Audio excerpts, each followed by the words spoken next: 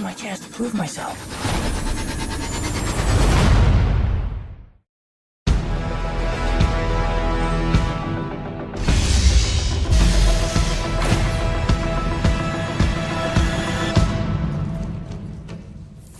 What's up, guys?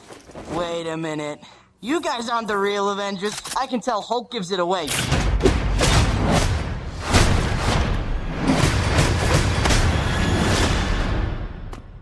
Oh, that was awesome. So, to become an Avenger, are there, like, trials or an interview? Just don't do anything I would do. And definitely don't do anything I wouldn't do. There's a little gray area in there, and that's where you operate. Oh. All right? That's not a hug. I'm just grabbing the door for you. All right, kid. Good luck out there. 9 billion names of pod. From Atlanta, where Spiderman comes home to, apparently. It's the 9 billion names of pod with Dan Bauman and Michael Reed. I'm Dan Bauman. I'm Michael Bay. No relation. So let's talk about some stuff. Is it still 2016? It is. It is still 2016, but there is hope on the horizon. At least some good stuff is coming out. We just watched a bunch of trailers. I mean, we had a shitty week with who do we lose this week? You know what? At this point, I take it back. I said in a previous episode, you know what? If anyone's going to need to die in, like, maybe just on the other side of 2017, get it done in 2016 so we can... I take that back. Stop dying. Yeah, stop. Everybody, just die when you want to die. It's getting ridiculous. Because, I mean, let's face it, folks. 2016... It is a dumpster juice cocktail garnished with a rancid Cheeto. And I see nothing that's going to change that for next year, but I'm a hoping. Yeah. We've culled the field, the crowd. So let's stop that. Yeah. Hey, how about no death in 2017? Can we all agree no one gets to die? Or at least enormously scaled back, Yes. Anyway, yes, trailers, stuff, movies. Yes, let's talk about some good stuff for one. All right. So, the new Transformers film. Well, you said good stuff. Yeah, we could start there. Yeah, there's evidently, I want to say it's the 5th Transformers movie? You know what? I watched the first one in the theater because the special effects looked awesome, and they were. I think we saw it together. I think we Did may we? have. We may have, yeah. And after that, I didn't need to see anymore. I was able to overlook the terrible direction, the horrible acting, and the absolutely piss-poor direction because the special effects were awesome. Kind of the way I look at Titanic on occasion because that script is weak as fuck. It had a good couple of catchphrases in it, and, it was engaging in parts, but what made it, a repeat viewing experience for me was the special effects were pretty darn good. Yeah. Were pretty interesting, and the way they adhered to historical accuracy. Whereas some cube on the moon and a night and what the I don't know where one of the Wahlbergs is, Yeah, he's been in like 2 of them now, I think. He's just well, wasn't it what's his name? It was Shia LaBeouf. Yeah, in the first 2, if not 3, and then they lost Megan Fox in the 3rd one. He's right behind you. Shia LaBeouf. Hollywood cannibal Shia LaBeouf. If you haven't seen that video, it's amazing. There's a song called Shia LaBeouf. Oh, it's phenomenal. It is the best. And he participated in it. He did. He thought it was funny, and he wanted to be part of it. So of course, why not? Good for him. Yeah, that's about the only good thing. Right. He was in the first one with Megan Fox, and then the second one, it was them 2 as well, and then she started calling Michael Bay Hitler, which she, wasn't wrong on. Well, no, I won't say that. He's just a terrible director. That is executive produced by, let's see, this little no-name, no-talent guy named Steven Spielberg. Yeah. You might want to not throw around the Hitler thing. In general, whether he's Jewish or not. Let's face it, there's only one person that we can say, well, no, we're not going to go. We're not going to go there. No. But the parallels are pretty darn scary. Yeah. But we're going to learn our lesson, and 2017 is going to be soft serve and rainbows and Yeah. and puppies licking your face. Right. But Yeah, Transformers, blah blah blah. I don't give a shit. yeah, I was a big fan, and the only thing they did right for me was Optimus Prime. They got Peter Cullen to revoice Optimus Prime, And apparently he's dead now. Evidently, yeah. Which they did that in the feature length animated movie that they did. They killed him off in that. Yeah. Is Optimus Prime like Stefano DiMera from Days of Our Lives, where he's dead and then he comes back like 2 seasons later, or 2 movies later? He's always, yeah. Who we also lost this week, Right. The actor who played Stefano DiMera on Days of Our Lives. Why do you know that, Michael? Well, because there was a period in junior high school when I was sick for about 6 weeks and then went out to Indiana to hang out for the summer with my grandparents. And in that time, watched a lot of soap operas, Days of Our Lives and Another World. Wow. And so I have a good window. I was not aware. A little peek behind the curtain. Oh, here. yeah. I still say Another World was a great little soap opera. Now, of course, it may be like Land of the Lost, where you'd like, hey, I'll go back and watch old episodes and go, oh my God, what was I thinking? Well, shows like that are not I was designed to be rewatched at all. It's disposable. Well, back then they weren't making them for rewatch. Now, of course, anything being produced now, they're thinking the through line all the way to syndication, to DVD, to streaming. Soap operas? I mean, no, soap operas, no. That's what I mean. There's nobody's buying box sets or seasons. Oh God, of... Yes, let's get the complete Days of Our Lives box set. It takes up 9,000 discs. Yeah, I mean... Now, the only thing... I think there's a network that... I think there's a soap opera network. Yeah. That actually of course replays stuff. Right, but why would you... I don't know. I don't get it. It's I've said this before about soap operas. If any human being actually in the course of their life had even a tenth of the things happen to them that happened to characters, and they would be literally drooling on themselves in a padded cell. It's like, I've been abducted by aliens, possessed by a witch, I've been accused of murder, my evil twin showed up that I never knew I had. I'm adopted. I'm a twin. Blah blah blah. Anyway, so yeah, Transformers, eat a dick. Yeah, not so sorry, don't care. The Mummy is being rebooted.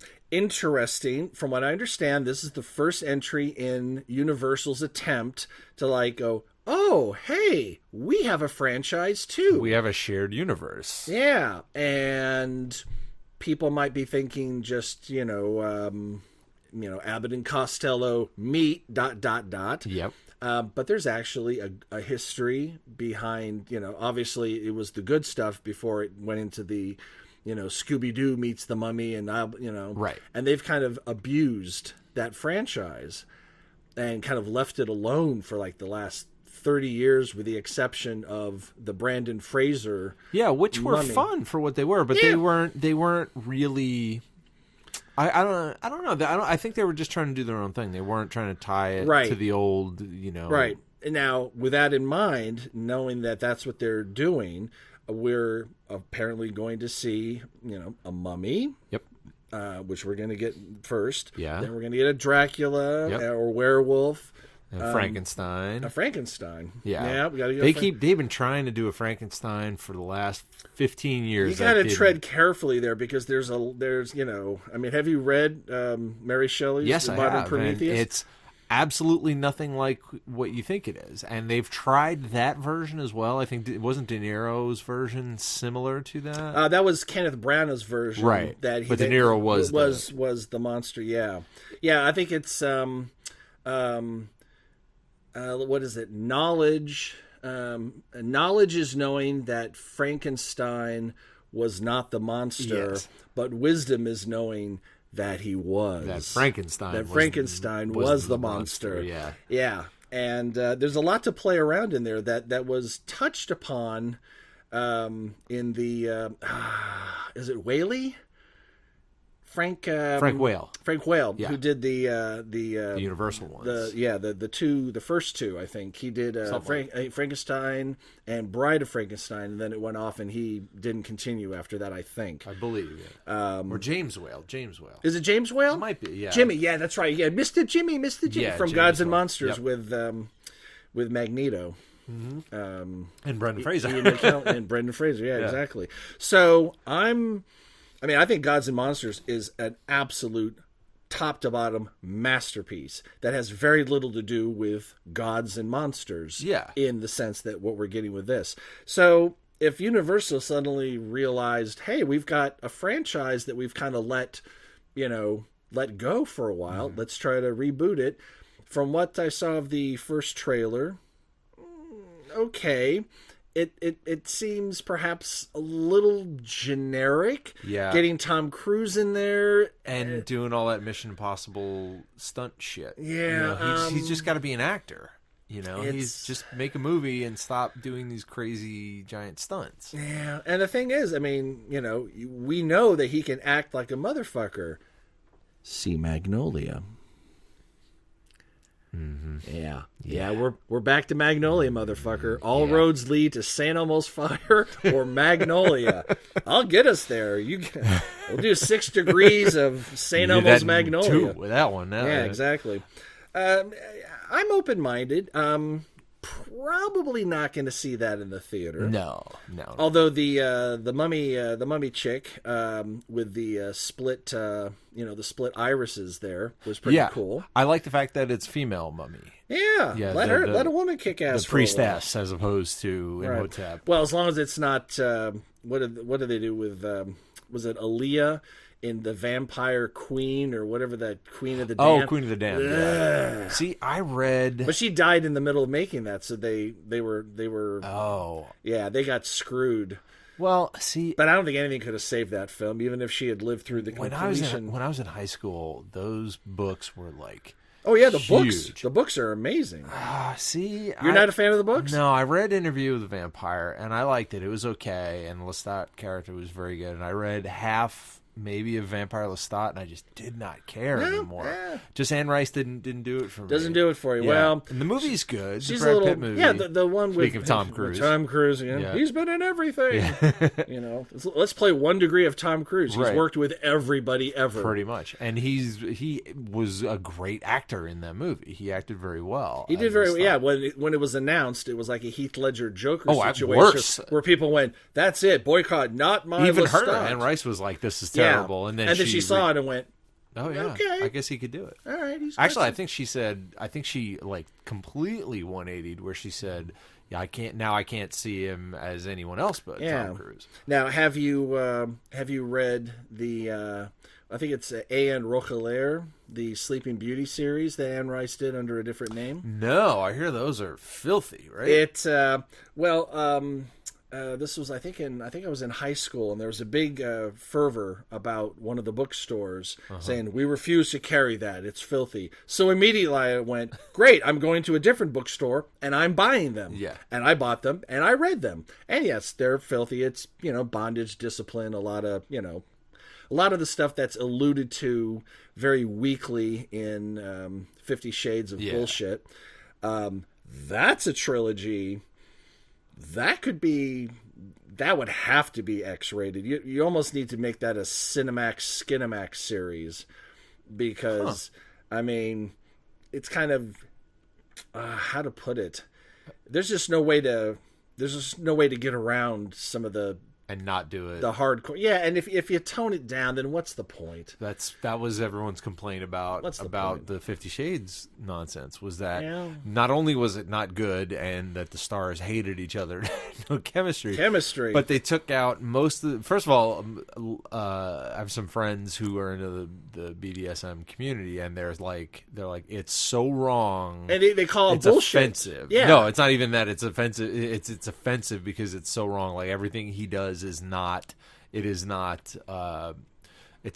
dominance and submission. It's rape, and it's right. There's no what's the word I'm looking for? There's power exchange. Yeah, there's no. She's being forced into it more than she's going along with it, and that goes totally against. Absolutely, 100%. I mean, if you're going to do a sadomasochism film, then fine, then that works. But this is not right, and they toned it all down. They cut most of that out. Of course, you have to, because exhibitors can't do it. Yeah, they won't. I mean, with very rare exceptions, NC-17 films cannot get screened in cineplexes that are in malls because that's part of their lease. It's like, you want to put a movie theater in our mall? Great, knock yourself out. We will not allow you to do NC-17s. It has to be rated, not unrated, because sometimes they try to get around that. They release it unrated, and that's not allowed.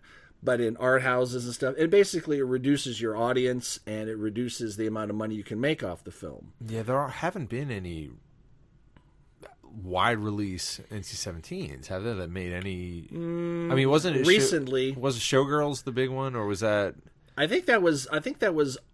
I want to say that was R, but it was like a hard R.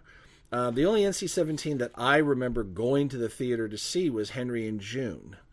The one about Arthur Miller and Anais Nin. Okay, yeah. With Uma Thurman was in it, and but it was an art film. It was a kind of a semi-fictionalized biography of their relationship, and it was a great film. It just went a little bit further than an R would allow for, and they just said, "Fine, fuck it, NC-17 it is." Huh. So, but by some standards, the opening 15 minutes of Saving Private Ryan should be NC-17 because that's brutal. That's the thing. But it's like, oh, we just see a guy's head torn off. That's an that's R. fine. Oh my God, we see his dick. And it's semi-hard? Well, I'm sorry. That has to be NC-17. Right, or her boobs bounce more than 3 times? That's automatically NC-17. So... Yay, double standard. So learn that, kids. Beat the shit out of anybody, violence and it's okay. is fine. But if you fuck them, well, I'm sorry. That's totally wrong. Yeah, there's an old George Carlin bit where he said, imagine if we just if we in movies we swap the word kill for the word fuck. All right, Sheriff, we're gonna fuck you now, but we're gonna fuck you slow. Yeah, I can't understand. No, the rating system doesn't. Yeah, the weird puritanical bullshit that this country. It comes back. We can't tell you what to cut, but between you and me, if they show him thrusting into her one less thrust, it'll pass. Yeah, I'm like. What? Yeah. Okay. Let's protect the kids. Yeah. It's not that they can't see hardcore pornography on in their phone 1 millisecond on demand at any point in Yeah. So, but yeah, let's keep stifling creative expression because it happens to involve sex or yeah. Blah blah blah blah blah. Okay. I'm feeling feisty. Let's keep going. Yeah. I'm gonna which one do you want to beat up, or you want to do something good? I'm gonna shoot down everything. Come on. You're not gonna shoot down everything. There's a couple of good ones on. No, I'm shooting down everything. I'm feeling feisty. Okay. I dare to shoot down Jackie. Son of a bitch. All right. Poor choice of words, by the way, as well on my part. Yeah. Wow. I'm always been a fan of Miss Portman, and this is no exception.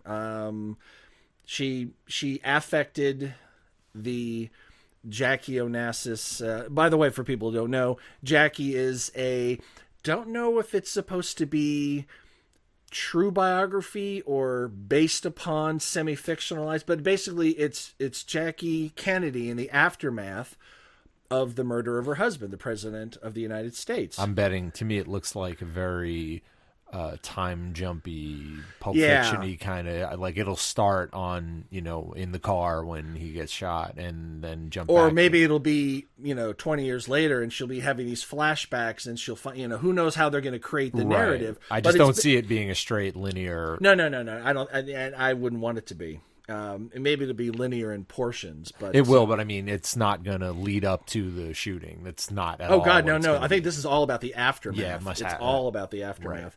Right. And Natalie Portman puts on the Jackie affect mildly enough. Doesn't so where you go, oh, that sounds a bit like not to where it's she's not doing Mayor Quimby. Right. Oh God. We're gonna get ourselves a monorail. Yeah, exactly.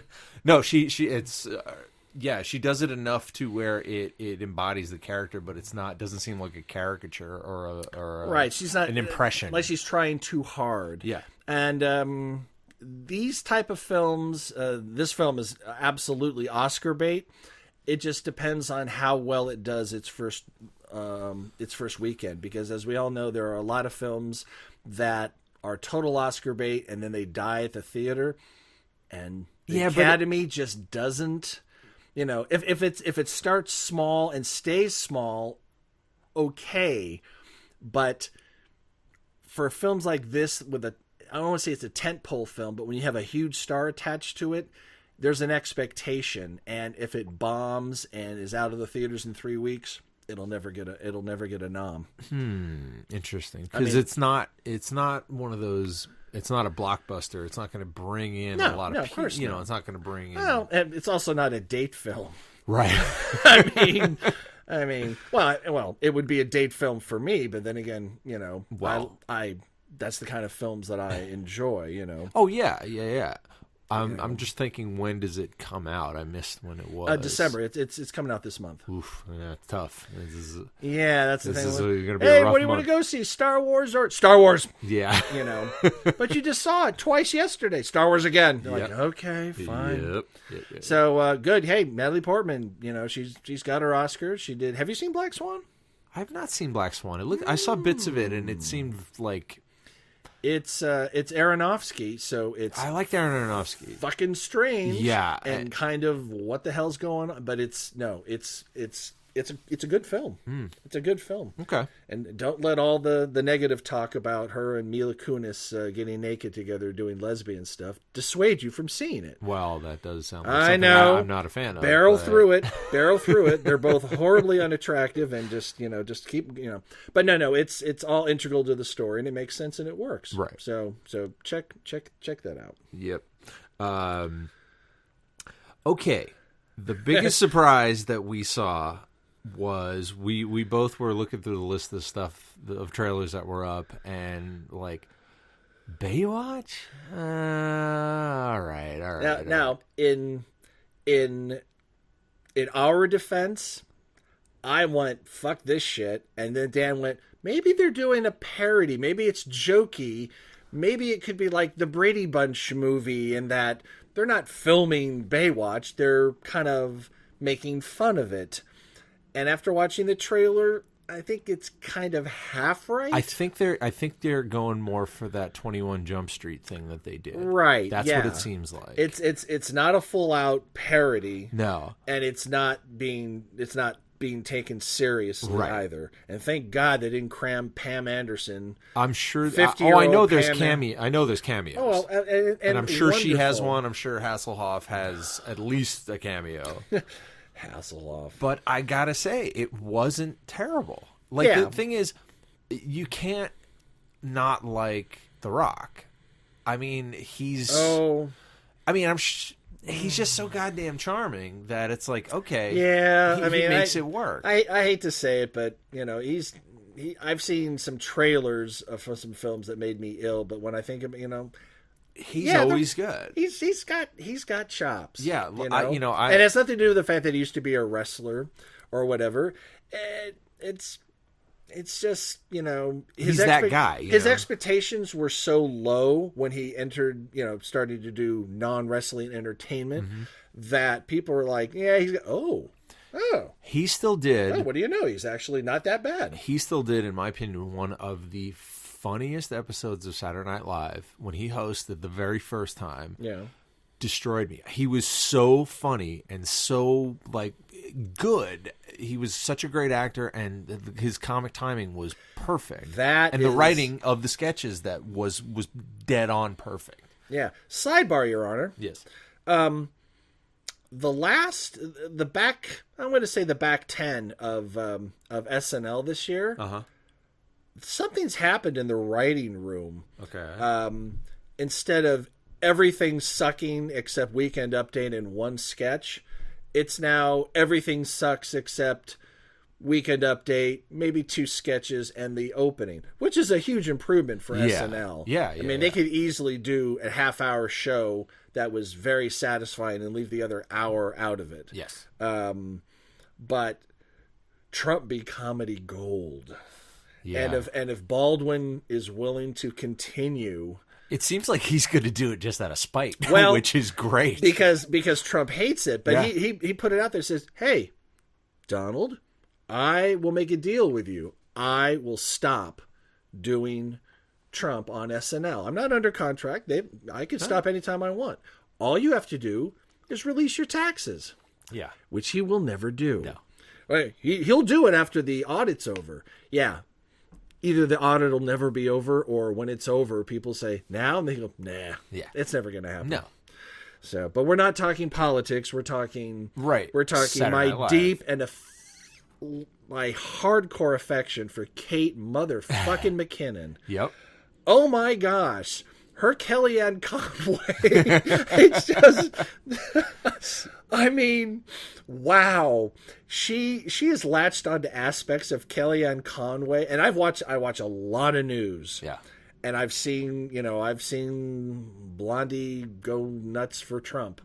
And she has picked up on aspects of her character and personality that were so subtle I miss them. And Kate brings them out. I love her. I love her. She was the best part of Ghostbusters. She's the best part of anything she's in. Which brings us to another film. Yep. I was just going to go there.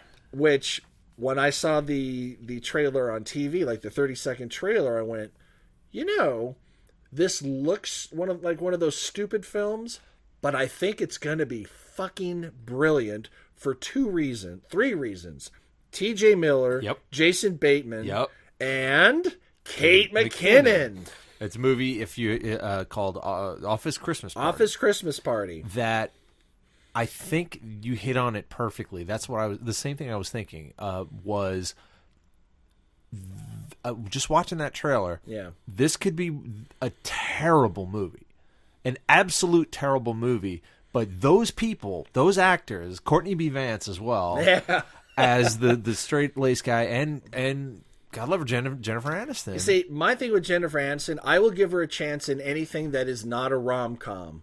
Yes. If it's one of those, I will immediately flush it. I don't, and I have no problem with rom-coms when they're, but her and Kate Hudson have both just tread that water so much. I'm sick of it. I will never see another one of films like that with them in it. But Aniston did Good Girl, Office Space. She's got some range. The Iron Giant. She was the mom in the Iron Giant. Stop! You're not going to make me cry, motherfucker. Oh, I cry every time I watch that movie. But do you agree? Like, if you take any of those people out, that movie is terrible. You know what I mean? If you got anybody else but T.J. Miller to play that, yeah, it falls apart. Yeah. If you get anybody else but Bateman to be that straight guy, it falls apart. He does that. So he's basically doing, Michael Bluth. Yeah. Oh, I mean, he was that in, was it Hancock? He was that in everything. He's in that in everything. He was that in Juno. He was that in, he's that guy. He's the straight man. Right. But he's funny being a straight man. He's figured that out. Yeah. It's kind of like, here my delivery. I just delivered a hilarious joke, and you're thinking about like, oh my god, yeah. He's the funny straight man. It's an amazing amalgam that he's figured out. Yeah. But for me, you could take everyone out in the entire film and just have Kate McKinnon walking around, and I'd be like, I'm there.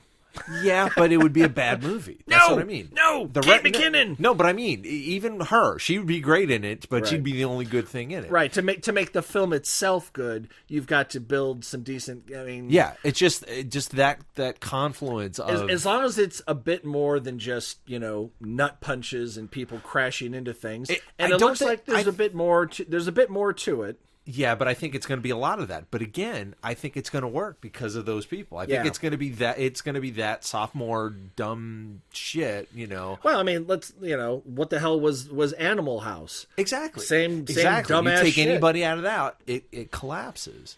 Now, opposite of that. Okay. Opposite. I think the complete mirror image of that we just watched was the Kong Skull Island. Because you have all those great people, and it looks terrible. John Goodman and Tom Hiddleston and Samuel L. Jackson and Brie Larson and John C. Reilly, and none of those people look like they should be there. Do you know what I mean? I cannot muster any interest whatsoever in Kong Skull. Was it Skull Island? Skull Island, yeah. No interest. Zero. Not even like I'll catch it on Netflix.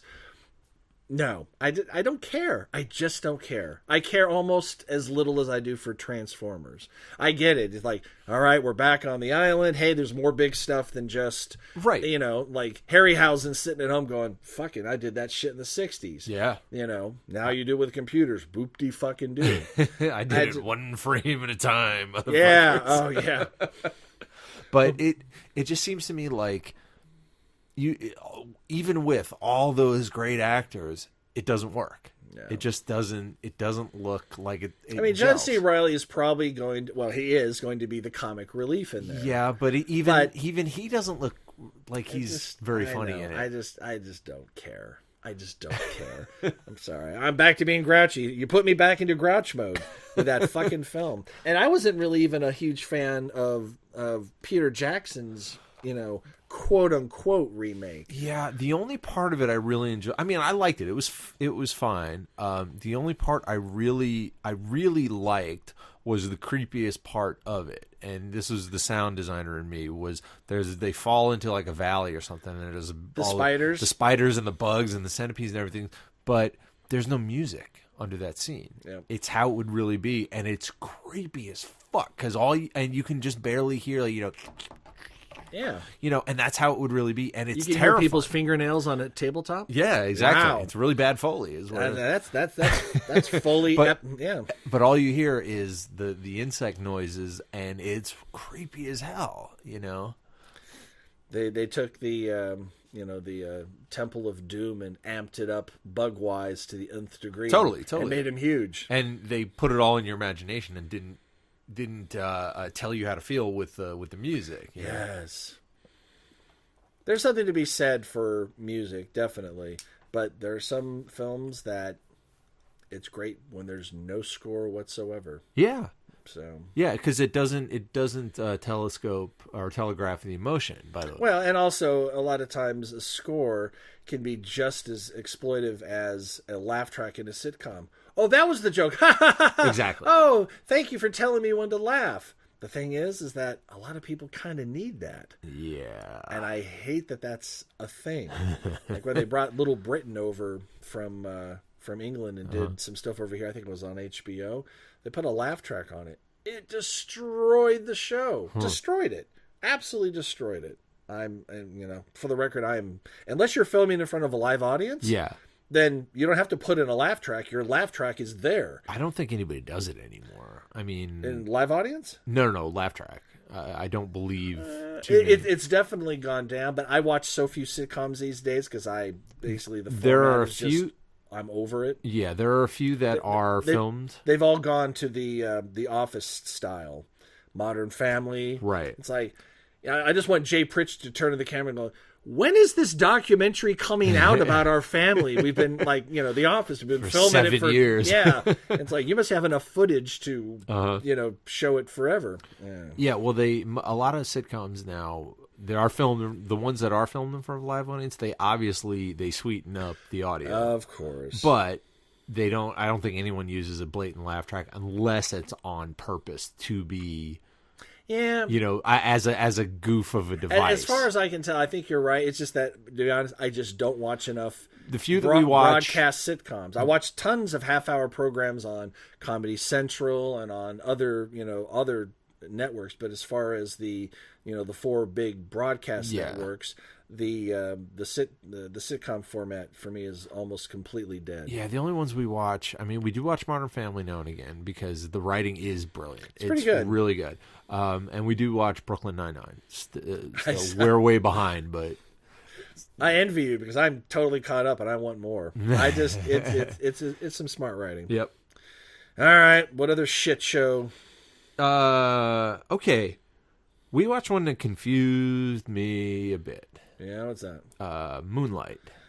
Yeah. Now, I wanted to watch that because I've heard that it's basically like everyone is saying just stop anything to do with the Oscars, just give it to this film. Okay. And I went, okay, I usually don't go along with everyone who just says that. But, hey, if people, more than one people, outlet and talk online, I went, all right, it's a 2-minute trailer, I'll watch it. As best as I can understand, I don't think it takes place in the U.S. I want to say maybe South Africa. Something like that, yeah. I'm not quite sure. Right. Because it smacks to me of South Africa. But no accent, so I'm not quite sure exactly where it takes place. Yeah. But it's about a guy that's picked on in school because he doesn't know yet that he's gay, but other people are picking up that maybe he's gay. Yeah, that's what I was kind of... But it has... I wish I remembered the gentleman's name. He played Chalky in Boardwalk Empire. Yeah, I know who you're talking about. With a scar on his face. Tremendous actor. I mean, Samuel L. Jackson. He's in Luke Cage, evidently. Is he? Yeah, I think he's the bad guy in Luke Cage. Oh, nice. Yeah. Oh, because I have literally never seen him in anything where I went, he's okay. No, he's top notch. Well, he was the big baddie in The Wire. Okay. Because I'm a white American male and I can't stop talking about the fucking Wire. Wire. That's all I can talk about. And of course, Breaking Bad. Walter White came back. I heard. Did you hear about it? I heard on SNL. What? Yeah. Yeah. I'm still. Yeah. It makes sense that Trump would appoint Walter White to head the DEA. It's right in line with all his decision making. It's like, hey, you've been fighting this agency for 20 years. You hate this agency. Why don't you come and run this agency? Yeah. Let's do that for every agency. Yeah. It's like you're going to head the EPA, and you don't particularly care for the environment. Right. So let's go ahead. Or education. Yeah. Oh, yeah. Well, there's not enough God in education. Don't you know that? We're a Christian nation. I'm sorry, I couldn't even finish that We've diverted. sentence. We're on the shoulder. We're on the shoulder. Pull it back on the road. Pull over. All right. Yeah, Moonlight. I looks good. It could be fine. It looks good. If people are basing their rapturous attention based on just that 2-minute trailer, I would say, huh? Now, but if people have seen it at festivals and stuff, if it's gone through the festival circuit, if it may be based on something big, a book or something, like I said, beyond the trailer, I have not delved any further into it. So it could be as big as as big of a literary pedigree as like The Color Purple or something, right? Where you're like, wow, it's finally coming to the theater, So who knows? Like most films that don't have massive special effects, I probably will wait until it's out on DVD. Yeah. But like Jackie, I'm interested in Jackie. I'm interested in Office Christmas Party. I will not see any of those in the theater. Right. Just, I will see something like Star Wars in the theater. Because it's Star Wars, but also because it's the spectacle. It's the bigness of it. Yep. So. Yep. Speaking of drama, another trailer we watched was for a movie called Loving. Oh yeah, that looked very good. That's Oscar bait. That makes Jackie look like a throwaway web series as far as Oscar bait goes. This is the story of Loving v. Virginia about the interracial couple. I want to say in Virginia. It would make sense. Yeah, and it was illegal for them to be wed in Virginia. It looks about the 50s. Yeah, I believe it was the late 50s. Early 60s? Probably late 50s. Probably late 50s. And they go to D.C. to get married, where it's legal. And then they come back to Virginia and try to live their life. And we don't like those things down here in these parts. And, it's basically... I hope it stays as close to the facts as possible, because there's a whole generation of people coming up that, one, don't understand that a white man can be president. That's true. And they also, black and white people can't get married? What? Right. When did we? What? That was a thing? I mean, can you imagine growing up with Barack Obama as president, getting into your, into your 5th grade history and go, whoa. We had slave? What the fuck were we doing? Yeah. What is wrong with us? And Loving v. Virginia, that whole case. And your math teacher, Mr. Jones, and his husband, Mr. Exactly. Jones, and that was not legal up until a year ago. Well, hey, you heard Rush Limbaugh. Once Barack Obama got elected, racism was over. Didn't you know that? Yeah, it was done. Yeah, that's why when there's a black Santa at the Mall of America, everyone went, yay! Yeah, you know. I read the greatest tweet someone I know put exactly out. what it is, but go ahead. I've got to say it. It's like, brilliant. You know, my kid is only going to know Black Santa. If he happens to see a white Santa, we're just going to say that that's his husband. Yeah. And I went, yes, I like that. Yes. You know, Yes, it's like, it's not like Santa Claus is based upon a real person. I mean, Saint Nicholas, but that version of Santa Claus they was could be created by Philippine. Coca-Cola. Yeah, exactly. You know, Jesus is white. Really? He was the only white person in all of Jerusalem. Yeah, exactly. It's like he definitely of the Middle East. He definitely stood out. Like, oh my gosh, you're white and you're not Jewish. Yeah. And what's going on? Yeah. So it's the Fox Newsification of America. But yeah, Loving Virginia, and you will notice that the wife in there, do you recognize her? I know who she is, yeah. She's from Preacher. She is from Preacher. And she is either married to or with Dominic Cooper, who is white. Oh, really? Yeah, who was in Preacher. Oh, they're married? They're together or they're dating, married. Okay. Yeah, they're together or they are married. Oh, yeah, okay. Yeah, Rita Negra, her name is. And yeah, she's together with Dominic Cooper. She was first on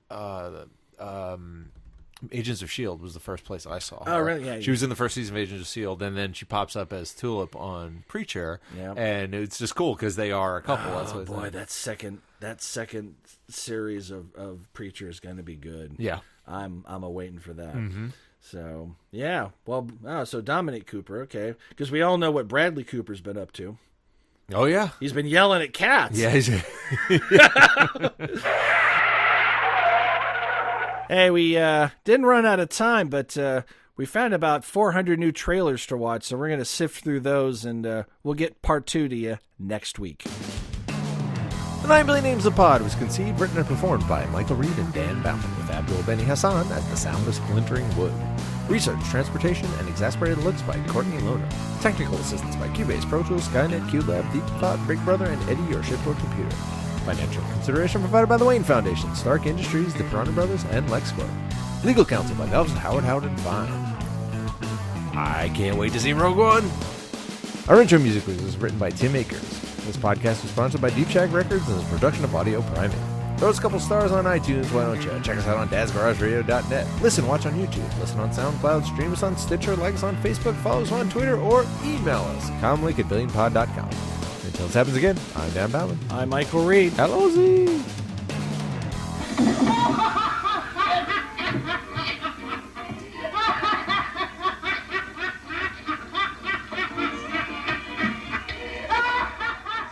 Audio Primate.